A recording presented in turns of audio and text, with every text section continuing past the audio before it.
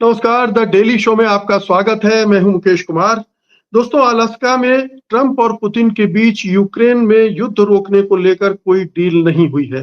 हालांकि ये कहना सही नहीं होगा कि वार्ताएं पूरी तरह से फेल हो गई हैं, क्योंकि दोनों नेताओं ने कहा है कि बातचीत में उल्लेखनीय प्रगति हुई है, मगर साफ है कि ट्रंप ने धमकियां देकर दबाव बनाने की जो कोशिशें की थी, वे नाकाम रहीं। रूसी राष्ट्रपति व्लादिमीर पुतिन दबाव में नहीं आए, ये साफ नजर आ रहा है, और ट्रंप की बॉडी लैंग्वेज से समझा जा सकता है कि वो कितने हताश थे, कितने तनाव में थे। उन्होंने कहा है कि वे यूक्रेन के राष्ट्रपति जेलेंस्की और नाटो देशों को वार्ताओं के बारे में रिपोर्ट करेंगे। लेकिन ये साफ है कि ट्रंप इसके लिए तैयार नहीं थे, और जेलेंस्की और नाटो देशों के लिए भी एक बड़ा झटका है ये, क्योंकि तमाम दबावों के बावजूद रूस उनके काबू में नहीं आ रहा है। अब सवाल उठता है कि वे कौन से मुद्दे हैं जिनकी वजह से डील नहीं हो पाई, और आगे की चुनौतियां क्या हैं? क्या ट्रंप पुतिन की पेशकश को स्वीकार करते हुए मास्को जाएंगे? और अगर मास्को जाएंगे तो जेलेंस्की का क्या होगा, क्योंकि वो तो वहां जा नहीं सकेंगे। अमेरिका की डेलावेयर यूनिवर्सिटी में प्रोफेसर डॉक्टर मुक्तदर खान हमारे साथ हैं इस पूरी घटना का विश्लेषण करने के लिए। तो आइए उनसे पूछते हैं कि आखिरकार हुआ क्या। प्रोफेसर मुक्तदर, क्या वार्ताएं टूट गई? वार्ताएं टूटी नहीं है, ये साफ दिख रहा है। तो कहाँ फंस गया मामला? मुकेश जी, आपके सुनने वालों को मेरा सलाम, नमस्ते, सत श्री अकाल, वनकम, नमस्कारम। देखिए, this was a big win for Putin. तो जो यहाँ पे कमेंटेटर्स यही कह रहे हैं कि ये पुतिन जीत गए लेकिन ट्रंप नहीं हारे। लेकिन जो बात वो नहीं कह रहे हैं वो ये है कि यूरोप और यूक्रेन हार गया। तो यूरोप और यूक्रेन के लिए ये बड़ी हार है, पुतिन के लिए बड़ी जीत है। ट्रंप इज न्यूट्रल अभी तक, कह सकता हूँ मैं। तो पहले तो मैं आपको बता देता हूँ ये पुतिन के लिए क्यों ये कामयाबी थी। देखिए, आपने देखा जिस तरह से ट्रंप ने जेलेंस्की को जलील किया। लफ्ज जेलेंस्की को जलील समझ गए वो जलील कर दिया था व्हाइट हाउस में जिस तरह से। जेडी वैंस तो चढ़ गए थे उनके पर, मतलब they did not treat him as a head of state. बिल्कुल डांट दिया ना। यू हैव नो कार्ड्स कहा था मोदी बिल्कुल। ट्रंप ने उंगली। और फिर आप एक कॉन्ट्रास्ट देखिए जिस तरह से इन्होंने इनके साथ, प्लस वो छोड़ दे आप जो दूसरे, जो मैं कह रहा था ना कि यहाँ पर सब माथा टेकने जो आए थे, सारी सारी ट्रेन लग गई थी ना, कि मतलब नरेंद्र मोदी जी भी नंबर 4 पे अपना नंबर लेकर आ गए थे। उसके बाद प्राइम मिनिस्टर जापान के भी आए, स्टारमर वगैरह। किसी की इतनी इज्जत अफजाई नहीं हुई जितनी पुतिन की हुई। भाई, ना सिर्फ ट्रंप ने जाकर उसको रेड कारपेट पे रिसीव किया, आपको याद है मैक्रोन ने मोदी को इस तरह रिसीव किया तो इतनी इंडिया में धूम हो गई थी, वाह वाह वाह वाह। तो उसी तरह ट्रंप ने जाके रेड कारपेट पे मोदी ट्रंप उसको रिसीव किया। उसके बाद जो सैल्यूट दी, B-2 बॉम्बर ऊपर से गया उसके साथ, इन एस्कॉर्ट विद F-22 रैप्टर्स, जो अमेरिका का बेस्ट फाइटर प्लेन कहा जाता है। तो उसका मतलब इट वाज रेस्पेक्ट। आजू बाजू आप देखें F-35 खड़े हुए थे जहाँ पे जो वीडियो पे वो चल रहा है। So it was a lot. तो अब ये देखिए, अब ये सारे वीडियो दिन रात वहां पे रशिया में चल रहे हैं। तो ये शख्स जिसको पूरा वेस्ट पिछले 3.5 साल से उसको पराया बनाने की कोशिश की, and to some extent they succeeded, कि पुतिन अपने करीबी दोस्त ब्रिक्स के मेंबर्स के साउथ अफ्रीका और ब्राजील नहीं जा सके वो वेस्ट के कार्रवाइयों की वजह से। लेकिन अब वो वेस्ट के बादशाह के दरबार में वो इतनी शान से आके गए। So this is a huge win. और इसको जो यूरोप और जेलेंस्की जो चाह रहे थे कि ये अगर ना हो पहले, और अगर हो तो सीज फायर के बाद हो। तो ये जो क्रिटिसिज्म आ रहा था कि you have rewarded him without getting anything from him, तो ये दूसरी विक्ट्री है पुतिन की कि पुतिन ने कुछ नहीं किया, वो उल्टा हमले पे हमला कर रहा। और मैं आपको कहता हूं कि कल देखना, अब ऐसी जबरदस्त हमले होने वाले हैं यूक्रेन के ऊपर कि हद ही नहीं। ये क्योंकि बता रहे हैं कि जब पुतिन मिल रहे थे राष्ट्रपति ट्रंप से, तब भी रूसी हमले चल रहे थे। चल रहे थे, he is going to keep the pressure up. देखिए, दूसरी चीज ये है, मतलब पर्सनल इज्जत वगैरह के अलावा जो स्ट्रेटेजिक गेन्स हुए हैं, सीज फायर नहीं हुआ और कोई सैंक्शंस नहीं हुए। पुतिन पर ट्रंप ने धमकी दी थी अगर सीज फायर नहीं हुए तो मैं बहुत ही खतरनाक ये वो कर दूंगा, बड़ा बड़ा, कुछ नहीं हुआ। तो Putin goes back with no ceasefire, with the ball in the European court, and वो जंग भी शुरू कर देंगे, and he is in the good. मतलब अब तो दोस्ती भी हो गई ट्रंप के साथ। अब वो अगली मुलाकात की बेताबी से इंतजार है, शायद मॉस्को में हो। अगर मॉस्को में अगर नेक्स्ट मीटिंग हो जाती, सोचिए आप, जेलेंस्की को जाना पड़ेगा ना, क्योंकि next meeting is going to be with Zelensky. तो इट्स लाइक अ मैस। जहां तक अगर मैं यूरोपियन एडवाइजर हूं तो नींद ही उड़ गई मेरी, right. It's a different thing के यूरोप की, जब यूरोप को परेशानी होती है मुझे खुशी होती है, तो ये दूर की बात, दूसरी बात है। लेकिन they must be worried like hell in Europe. और फिर आपने देखा जो बयानात हुए, दोनों, ट्रंप ने कहा कि we agree upon many many things, 2 बार कहा उन्होंने।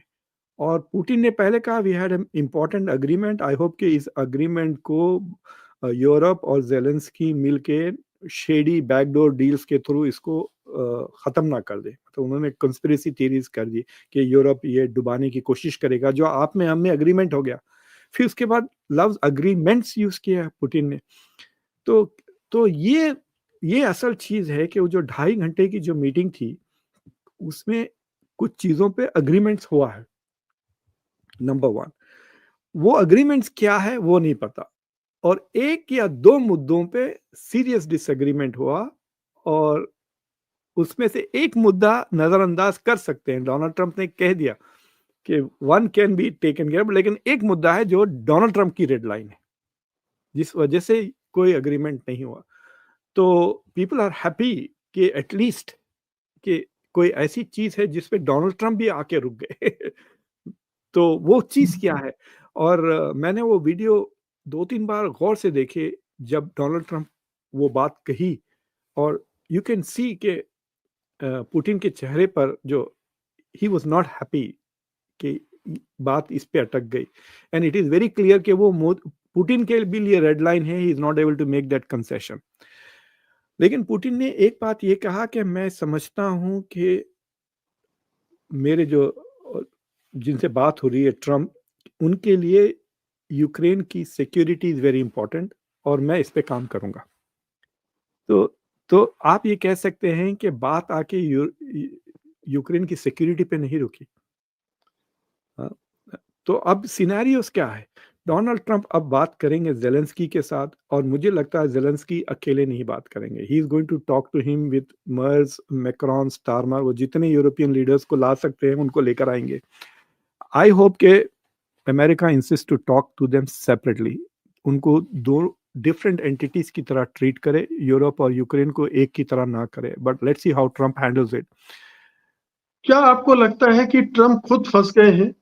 क्योंकि वो बार बार यूक्रेन के युद्ध की को शांत खत्म करने की बात करते रहे हैं अपने चुनाव प्रचार के दौरान से, और इस बातचीत में उन्होंने अपने आप को फंसा लिया। अब उसको नकार भी नहीं सकते, तोड़ भी नहीं सकते, बातचीत को खत्म हो गई है। कहीं ना कहीं वो फंस गए हैं पुतिन के ट्रैप में।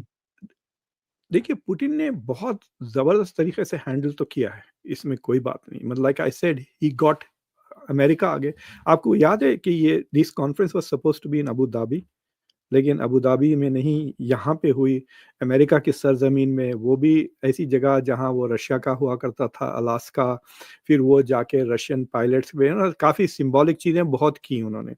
But what is also interesting is कि he went back after gaining Trump's respect.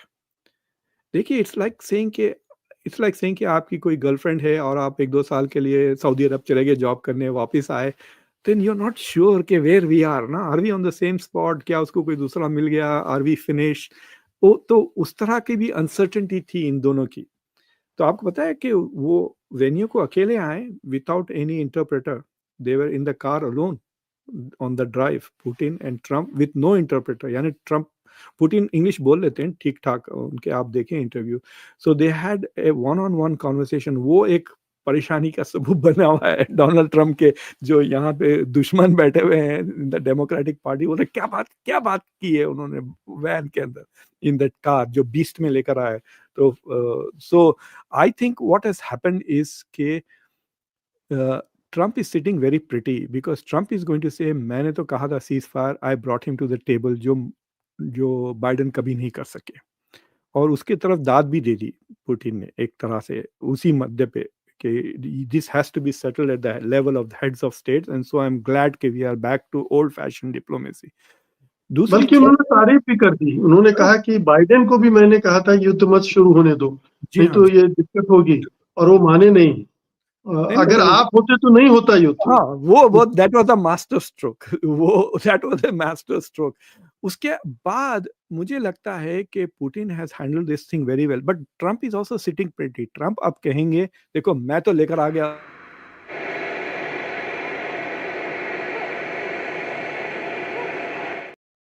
हाँ, तो we have nearly agreed on so many issues. अब क्या है कि यूरोप और Ukraine are going to be under pressure, क्योंकि अगर वो नहीं एग्री करते तो Putin Trump is going to blame them, समझे ना, उनको ब्लेम करेगा कि वो प्री कंडीशंस लगा रहे हैं, ये कर रहे हैं, वो कर रहे हैं। और ट्रम्प के लिए एक्चुअली विन विन सिचुएशन में अगर सीज फायर के लिए यूक्रेन राजी हो जाता तो ही हैज वन, मतलब नोबेल प्राइज तो आ गया, ये बात तो there is no doubt, and he should get it all. Nobel prize मिल जाएगा। हाँ, मतलब मोहम्मद यूनुस को मिल गया, ये तो क्या चीज है उन्होंने उतनी बड़ी काम तो नहीं किए थे ना, तो so he should get it if he can bring about peace. लेकिन अगर यूरोप और यूक्रेन मिलके नहीं आते ना सीज फायर के, तो Trump can walk away and blame it on Ukraine, और वो रशिया के साथ ताल्लुकात नॉर्मलाइज कर ले सकते हैं। सो व्हाट इज यूरोप के लिए ये बहुत ही नाजुक पहलू है कि या तो वो थोड़ा कंसेशंस करे ट्रम्प को, बिकॉज दे नो कि ट्रम्प तो already land for peace accept कर लिया है आइडिया। यूरोप ने तो कहा जीरो ना, वो अभी भी वो they are not agreeing for territorial. एक कंसेशन किया जो मैंने उनकी जो वर्चुअल समिट है उसमें मैंने कहा कि भाई जो डिस्कशन होगा वो लाइन ऑफ कंट्रोल पे होगा, जो एक्चुअल अभी जो फ्रंट लाइन है ये तो उससे ज्यादा मांग रहे हैं ना। He is asking for 30% more territory उन प्रोविंसेस जहां पे रशियन ज्यादा रहते हैं, डोंबास के, तो वो जो प्रोविंसेस है लुहान, ज़ेरोफोजिया और खरसोन, उसका 30% ज्यादा मांग रहा है वो।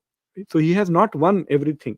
तो यूरोपियंस कह रहे ये क्या बात हुई, जो चीज इसने जंग में नहीं जीता वो सीज फायर के नेगोशिएशंस में जीत रहा है, it doesn't make sense, right? तो they are very angry with that.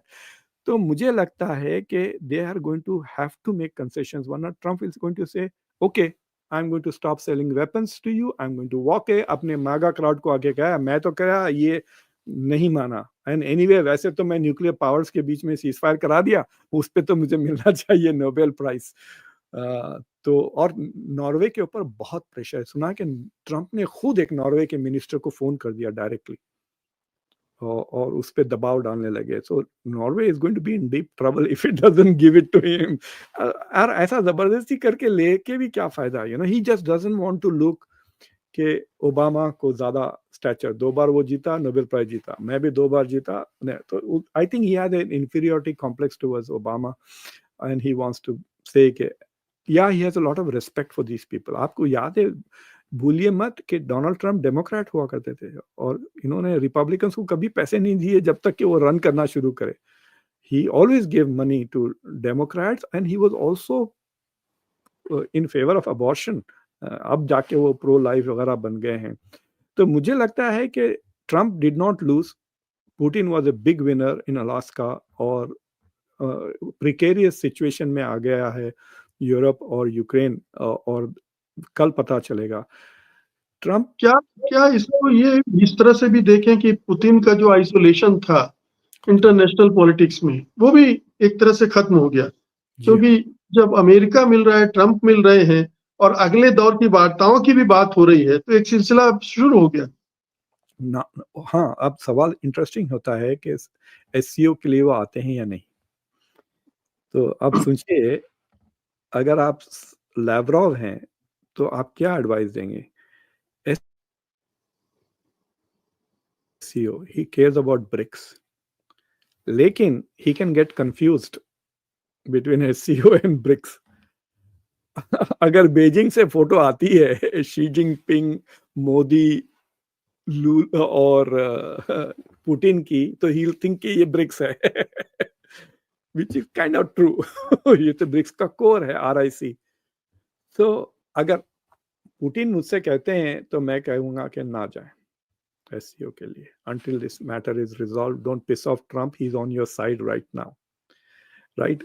तो in that sense क्या होता है लेकिन कि पुतिन के बिहेवियर से, कैरेक्टर से लगता नहीं कि वो इस तरह से झुकने वाले हैं। वो देखिए, स्ट्रांगली खड़े रहेंगे और ट्रम्प को झुकने के लिए मजबूर कर सकते हैं। नहीं, he's in a very winning position में आ गया ना, तो why jeopardize it?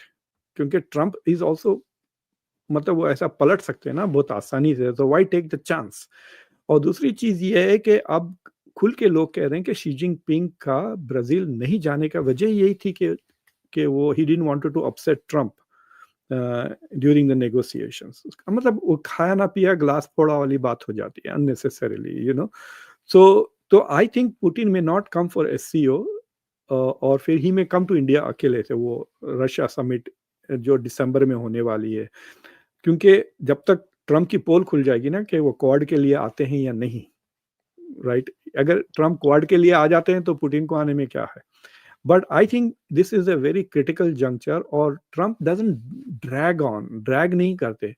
और यूक्रेन की ऐसी हालत है, पता है 60 साल के बूढ़ों को, अब बूढ़ा तो नहीं कह सकता, मैं खुद अगले साल 60 साल का हो जाऊंगा, तो 60 साल के नौजवानों को खींच के लेके जा रहे हैं वो जंग के मैदान में। उन्होंने, मतलब पहले तो नहीं लेते थे, अब जो यंग बच्चे हैं उनको भी खींच के दे मतलब फोर्सिबली बैटलफील्ड, यानी जो स्पिरिट थी जंग लड़ने की यूक्रेनियन की, खुशी खुशी जाके जो लड़ रहे थे, वो मतलब एंथुसियास्टिक, वो खत्म हो गया है। दूसरी चीज ये है कि वो that same level of supply weapons का नहीं आ रहा है। प्लस यूरोप ने भी कह दिया कि भाई आप करप्शन अगर करते रहेंगे तो हम पैसे कम कर देंगे, तो एक तरह से यूरोप से भी दबाव आने लगा है जेलेंस्की। एंड जेलेंस्की ने वो जो हरकत की है, it has upset a lot of people. तो उसमें क्या होता है, देखिए फॉर एग्जांपल लेट अस से कि आपके जॉब एप्लीकेशन किसी का आता है, आप उसको इसलिए नहीं लेना चाहते कि वो मुसलमान है, लेकिन आप ये थोड़ी कहेंगे वो मुसलमान है इसलिए मैं नहीं लूंगा। आप कहेंगे मैं उसका ट्रांसक्रिप्ट देख रहा था, उसको जरा मल्टीमीडिया में कम पॉइंट्स आए यू नो, इस तरह का कोई बहाना ढूंढेंगे टू रिजेक्ट इट। तो जो यूक्रेन को सपोर्ट नहीं करना चाहते हैं इन द यूरोपियन गवर्नमेंट्स, लेकिन जो मजबूरन कर रहे हैं, उनको अब मिल गया बहाना कि ये करप्ट बंदा है, देखो कैसा लॉ इसने पास की।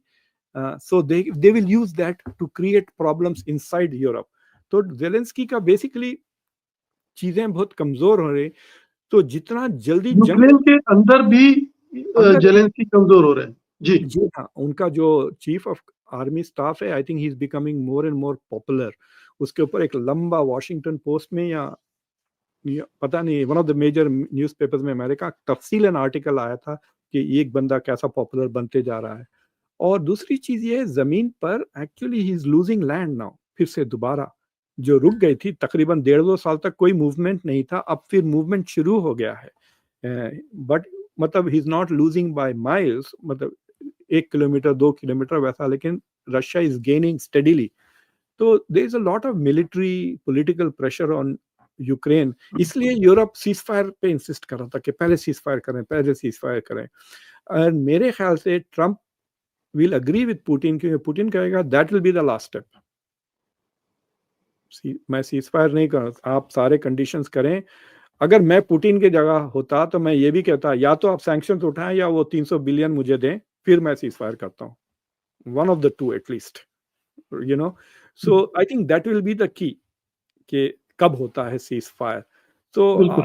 तो वहां पे Trump is in a very strong position, because अगर फेल होता है ना ही के ब्लेम यूरोप एंड और जेलेंस्की, और अब जेलेंस्की अगर आते हैं एंड देन डिस्कशंस बढ़ता है, he should play it smart, he should go without, वो बोल बहुत रहा है, ही शुड बोलना थोड़ा कम कर दे।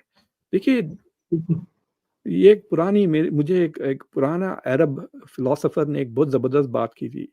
अच्छा, मुसलमानों की इतनी धुलाई क्यों हो रही है पिछले 300 साल से? तो उसने वो कहा था कि क्योंकि हमारी जबान हमारी लाठी से लंबी है। तो बिल्कुल। जबान, हम्म, तो वो कह रहे थे कि हमारी लाठी लंबी होनी चाहिए, ज़बान कम होने। तो ज़ेलेंस्की का प्रॉब्लम ये है, बोलता बहुत है, ये नहीं करेंगे, वो नहीं करेंगे, वी ये will not problem do. Bharat में भी बहुत हो रही है। जी अब हाँ, धीरे-धीरे समझ में आ रहा है लोगों समझ को। में आ रहा है जी। कि हर चीज़ पे बोलना ज़रूरी नहीं है आपको, ज्ञान देने की ज़रूरत नहीं है। तो ये जो कह रहा है कि we will not give an inch, तो भाई why is there a negotiation there? मतलब लड़ लें। If you are not going to give an inch, तो आप लड़ जी। लें। वो तो आपको याद है, इससे पहले वो he was demanding Crimea also वापस, अब वो एटलीस्ट क्राइमिया का ज़िक्र ही नहीं कर रहा है। हुँ, और अच्छा, बिल्कुल। मज़े की बात ये है, इसने ये भी कहा कि हम रिकॉग्नाइज़ नहीं करेंगे लीगल अथॉरिटी रशिया की, फिर क्या फ़ायदा? So I think he should keep quiet and he says okay I am coming, let us see क्या होता है। तो बिल्कुल। उसमें क्या होगा, वहाँ हुँ, पर at least Putin can be blamed for something. लेकिन अब अगर वो नहीं जाते नेगोशिएशंस के लिए, then Trump will blame Ukraine and Europe. तो that is where we are at the moment. आखिरी सवाल है प्रोफ़ेसर मुक्तदर, ये लौटते समय ट्रम्प ने फॉक्स न्यूज़ से कहा कि हमारे दबाव में भारत ने रूस से तेल खरीदना बंद कर दिया है। अब ये ऐसी कोई सूचना भारत से तो नहीं आ रही है। ये ट्रम्प ने फेंका है या क्या है, ये पता नहीं है। और भारत को ये उम्मीद थी कि ये अगर कुछ हो गया तो ये जो दबाव रूसी तेल को लेकर है वो खत्म हो जाएगा। अब भारत के लिए नया पेच, वो जो पुराना पेच है वो अभी बरकरार है। देखिए, 2 चीज़ें हुई हैं इंडिया में। एक चीज़ ये हुई कि जो आप अगर इकोनॉमिक टाइम्स खोल के देखें, 3-4 दिन से 3-4 खबरें आई हैं कि जो नैयरा रिफाइनरी है, वो पूरी ठप हो गई है। वो 4 लाख बैरल्स पर डे आता था। नाउ दैट हैज़ बिकम 90,000 या 99,000, यानी 25% हो गई है सप्लाईज़। इनफैक्ट उनका एक मैप है, आप ग्राफ है, आप देख सकते हैं, किसा मंथली ग्राफ है, एकदम गिर गया है ये जुलाई के महीने में। उनके 7,000 पेट्रोल पंप है इंडिया में, तो वो अपने पेट्रोल पंप्स को तेल नहीं दे सक रहे। और एक उनका जहाज़ डीज़ल लेके चाइना की तरफ गया, जो मलाक्का में कई दिन रुके रहा, फिर फाइनली चाइना की किसी कंपनी ने ले ली उसको। तो Nayara is having problems, but Nayara का problem is coming because of the European sanctions, not American sanctions. तो हो सकता है कि Donald Trump is confusing that. लेकिन जो इंडिया के जो ऑफिशियल सरकारी कंपनीज हैं, जैसा इंडियन ऑयल कंपनी शायद आईओसी एक है, फिर हिंदुस्तान पेट्रोलियम एक है, तो चार, एक एक मैंगलोर बोल के, तो चार ऐसे रिफाइनरीज हैं जो पब्लिक सेक्टर रिफाइनरीज हैं। तो ये चारों पब्लिक सेक्टर रिफाइनरीज ने पिछले एक आध हफ्ते में they started buying spot market, कहते हैं मिडल ईस्ट से। तो उस स्पॉट मार्केट से, मिडल ईस्ट से वो तेल खरीद रहे हैं और रशिया का तेल कम खरीद रहे हैं। तो आई थिंक पुतिन ने कल दोबारा और बड़ा डिस्काउंट ऑफर किया है, इवन बिगर ड्रॉप, क्योंकि जो मार्केट में तेल की ग्लट के वजह से तेल की जो कीमत गिर रही है, जो रशिया से डिस्काउंट आ रहा है वो कम होते जा रहा है, बिकॉज रशिया इसका price stable but market price is coming down. तो जो इंडिया के ऑयल मिनिस्टर हैं, मतलब उनका नाम भूल जाता हूँ, जो सरदार जी साहब हैं, और एक दो उनसे पूछा गया। हरदीप पुरी। जी। हाँ, तो रॉयटर्स ने रिपोर्ट किया था कि India has stop buying Russian oil और रिड्यूस्ड सिग्निफिकेंटली। तो उन्होंने क्लैरिफाई किया, आई थिंक रंधावा ने, जायसवाल ने भी एक्सप्लेन किया कि no, we are not doing that, we buy the cheapest oil. तो हम जो स्पॉट मार्केट से खरीद रहे हैं वो कह रहे हैं चीपेस्ट ऑयल। जी, मैं ये बार बार कर रहा हूँ, पुराने टूटे हुए रिकॉर्ड की तरह हो जा रहा हूँ। मुझे लगता है कि इंडिया की जो पाकिस्तान, टेररिज्म, चाइना के अलावा जो सबसे बड़ा नेशनल सिक्योरिटी थ्रेट है आपका, ये मेन स्ट्रीम मीडिया है। अब ये यूट्यूब, ये ना मुझ में ये कैपेसिटी है, ना आप में कैपेसिटी है कि ये जाके एक्चुअली इन्वेस्टिगेट करें कि कितना तेल इन्होंने जुलाई में खरीदा है, किससे खरीदा है, कितने में खरीदा है। इतनी तीन चीजें मैं बता दे रहा हूँ ना, तो कोई रिपोर्टर्स नहीं है इंडिया टुडे के या रिपब्लिक के जाएं, look at what they bought and then you tell me whether middle east से जो तेल खरीदा है suddenly, is that cheaper than the Russian oil और नॉट। इफ इट इज नॉट तो झूठ बोल रहे हैं, इफ इट इज देन सही बोल रहे हैं। बट ये चीज करते नहीं है आपके पास की मीडिया। तो जी। वेस्ट में वी आर नॉट बिलीविंग यहाँ पे जो रॉयटर्स है, ब्लूमबर्ग वगैरह, दे आर नॉट बिलिंग, वो तो कन्विंस्ड हैं कि इंडियन के जो, और वो भी पब्लिक सेक्टर की बात कर रहे हैं ना, यानी मोदी उनको कह सकते हैं, मोदी अंबानी को खैर कह सकते हैं, अंबानी को भी, बट ही में से कि मैं अगले महीने से करूंगा, या he can still continue to buy Russian oil. सुना है कि उनकी $26 बिलियन का फायदा हुआ है पिछले 2 सालों में फ्रॉम द ऑयल इंडस्ट्री। बिल्कुल। और एक चीज मुकेश जी, आप मुझे ये बताएं, मुझे कहीं ये इंफॉर्मेशन नहीं मिला कि जो रशिया से जो तेल सस्ते में खरीदे हैं, स्टार्टेड इन मिड, मतलब अप्रैल से शुरू, 2022। मार्च 22 से, क्या गैस और डीजल की कीमतें कम हुई थी इंडिया में उसकी वजह से? नहीं, कोई कम नहीं। उसका फायदा कंज्यूमर को ट्रांसफर बिल्कुल भी नहीं किया गया, वो सारे कारपोरेट्स की जेब में गया है। तो आपके सुनने वालों को कहता हूं, ये सिंपल गूगल करें, ministry of commerce India dashboard, dashboard बोल के गूगल करें, तो वो इतना अच्छा नक्शा देता है, प्राइम मिनिस्टर मोदी का चेहरा भी है वहां पे, photo. It gives you quarter by quarter exports and imports, और एनुअल। आपको पता है पिछले साल सबसे बड़ा इंपोर्ट जो इंडिया ने किया वो ऑयल था, अबाउट $140 बिलियन, जिसका 1/3 रशिया से आया। रूस। लेकिन जो सबसे बड़ा इंडिया का एक्सपोर्ट है वो भी तेल है, और पिछले क्वार्टर में अप्रैल से जून $17 बिलियन का तेल एक्सपोर्ट किया है इंडिया। तो जब नरेंद्र मोदी, जयशंकर, जायसवाल ये कहते हैं कि हम गरीब हैं और गरीब मुल्क के लिए हम सस्ती तेल खरीदते हैं, वो झूठ बोल रहे हैं, because they are not giving that discount जो रशिया इंडिया को दे रहा है, वो डिस्काउंट कंज्यूमर को इंडिया में नहीं मिल रहा है, दैट इज गोइंग एज बिल्कुल profit into people like Ambani. बिल्कुल, ये तो बहुत ही पूरा देश जान रहा है, ये छिपी हुई बात नहीं है, इसमें जी, पर्देदारी की गई, लेकिन अब सब जानते हैं कि अ, अंतर्राष्ट्रीय बाजार में तेल सस्ता भी हुआ, तब भी कंज्यूमर को उसका कोई फायदा नहीं दिया गया। रूस से आप सस्ता तेल खरीद रहे थे, लेकिन देशवासियों को कोई फायदा नहीं हुआ। वो अंबानी और नायरा जिसका जिक्र किया आपने, उन्हीं वो कारपोरेट की जेब में जा रहा था। बहुत बहुत शुक्रिया प्रोफेसर मुक्तदर इस बातचीत के लिए, धन्यवाद आपका। जी, थैंक यू वेरी नमस्कार। मच। नमस्कार।